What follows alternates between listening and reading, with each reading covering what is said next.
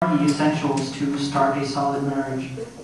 First, actually, the most important starting point is going to be your intention. Is your intention by this marriage to get closer to Allah subhanahu wa ta'ala, or is your intention for something for this dunya? Right? The Prophet ﷺ said that women are married for one of four things. And this also equally applies to men. They're married for one of four things, right? They're married either for their physical beauty, or they're married for their for their wealth, or they're married for their social status, or they're married for their deen. And the Prophet ﷺ said, as for the one who marries a woman for her beauty fades. And as for one who marries her by her wealth, then it could be that she will lose that wealth. And for her social status, she may lose it. But deen is something that will stay with you. So when you pick somebody and you have that intention that you're marrying them for a pleasure for Allah subhanahu wa ta'ala, it gets you started on the right point.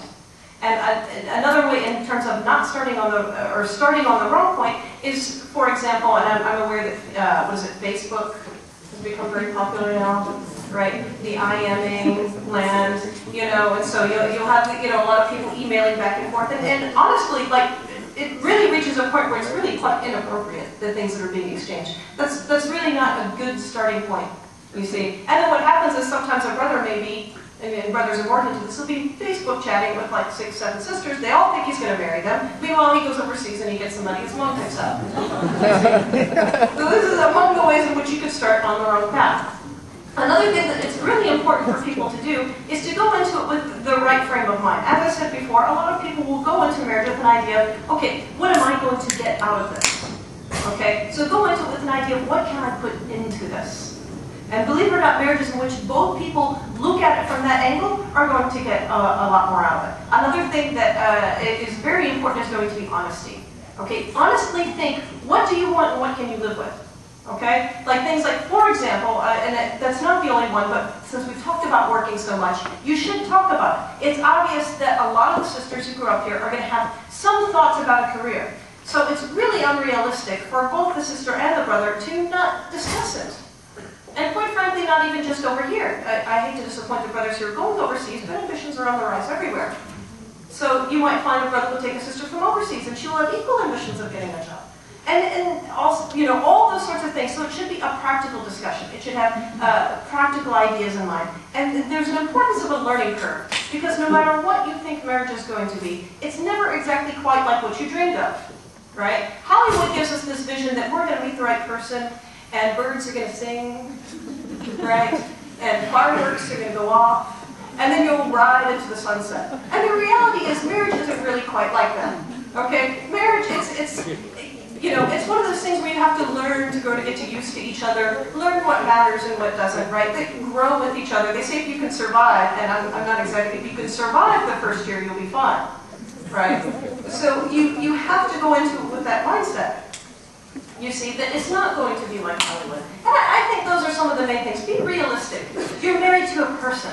You're not married to either a servant or to a checkbook, right? So if you look at that as, this is somebody I want to spend the rest of my life with, right? This is somebody you're going to have to wake up to every day. Having somebody, being married to somebody you can't stand, it's like having a job you hate. You got to get up every day and face him or her, you see? So approach it with that sort of open-mindedness and sincerity. You'll get a lot more out of it. When you delude yourself in the long run, you are the one who's going to suffer with it, right? And your children will too. One of the greatest rights, and I think I'm starting to run over time here, but one of the greatest rights your potential children have over you is if you pick out somebody who can be a good father or mother for them.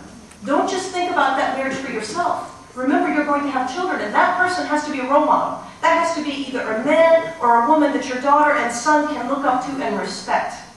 And if you don't respect them, they can't either. You see? So it has to be somebody you respect. Really wisdom and depth, and of course, alhamdulillah. I think one of the issues that I would like to mention is the fact that partly what Sister Chantal said was about the idea of the relationship. I think of it as a triangular relationship. That though you're horizontal between yourself and the spouse, but it's also a relationship between two people who choose to be together. Many relationships, for example, family relationships, are not by choice. My father, my uncle, I didn't choose them. Alhamdulillah, I'm happy when I'm safe. But when you marital relationship is a matter of choice. It's two separate individuals coming together, and by choice you create a blood relationship for other people. You're not related by blood, but you're coming together creates blood relationship. So remember, it's a relationship horizontal between yourself and the person. And also a relationship between the two of you under the umbrella, under the watchful eye, and our accountability to Allah subhanahu wa ta'ala. Second point I think is maybe we can reflect upon is the idea that people ask that I want an ideal wife. So I ask people, what do you want? I want a girl who must look like this, like that, like that. Then I ask the person, fine, if I find like a girl like that, would you be the right guy for her? Would she want someone like that?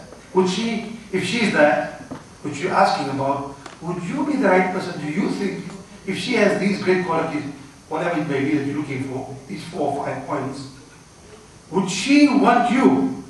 And if you were she, would you want someone like yourself? This is the issue. Sometimes we look at ideals, look practical, no, are we real? And this is the issue of being honest with ourselves. And the other one is, don't forget when you have come to marital relationship, Quran very beautifully puts what is there. He says, وَمِنْ آيَاتِي أَنْ خَلَقَ لَكُم مِنْ أَنفُسِكُمْ أَزْوَاجًا. Allah says, and among the innumerable signs of Allah subhanahu wa ta'ala, is He has created for you spouses from the same species, from the human race. And the idea is to find tranquility in that relationship. And He has put the potential, وَجَعَلَ بَيْنَكُمْ مَوَدَّةً وَرَحْمَةً. Mawadda is love, compassion, passion, caring, respect, integrity, dignity, honor, trustworthiness, truthfulness. And rahmah, the idea of compassion and mercy, kindness. إِنَّ فِي ذَلِكَ لَآيَاتٍ لِقَوْمٍ يَتَفَكَّرُونَ. Surely in this there are signs for those who reflect. So there are two individuals. You are not marrying yourself. You're marrying someone who's different. Do understand that. When you do marry, people are different. Some people open their mouth and let you. Some people snore. Of course, you don't know if you snore, by the way. But other people snore. When you marry, for example, if you're a male, do understand that there are certain things about the female, maybe particular part of the month that certain things happen. You can't be saying, oh, I walk down with this nonsense here. It's reality. There are biological issues, there are psychological and physiological implications. There are mood changes. It's biological, it's natural. It's willed so by Allah, for example. So it's something which I didn't have to deal with this nonsense before. So be aware of that kind of thing. It's a sign of immaturity. And then, of course, I remember the two individuals come together. They remain two individuals. Consult, speak with respect, with dignity, and at the same time realize the fact that you work together. Let there be a sharing of responsibility, sharing of love, sharing of care, sharing of concerns. In that way, you have a shared life. You walk with your own feet. You may hold her hand, she may hold your hand, and you walk with your own feet. You see with your own eyes. Is when you can look at the same vision and see the same horizon, then you walk in the same direction. That makes it love. You can clap people if you want.